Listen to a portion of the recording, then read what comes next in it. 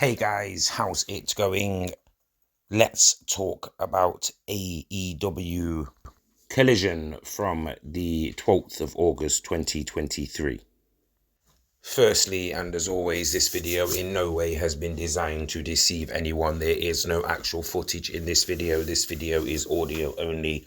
This video has been created to still photos only due to copyright issues. And these are my live audio only highlights, updates, and results from what has taken place on tonight's AEW All Elite Wrestling show. Welcome to Saturday Night Collision. We are live on the air tonight. Tonight I'm back from vacation, so I can keep you guys posted as best as I can during this Collision episode. We are building into Wembley Stadium. Speaking of Wembley Stadium, it seems that Ricky Starks will be unable to perform in the UK and in Wembley Stadium, and he has been suspended for 30 days as part of the whole attacking Ricky the Dragon Steamboat, and he responded to this by calling out certain people.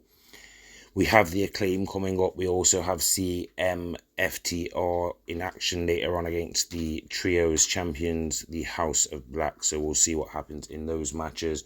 We've also got a women's match involving Mercedes Martinez and Diamonte tonight.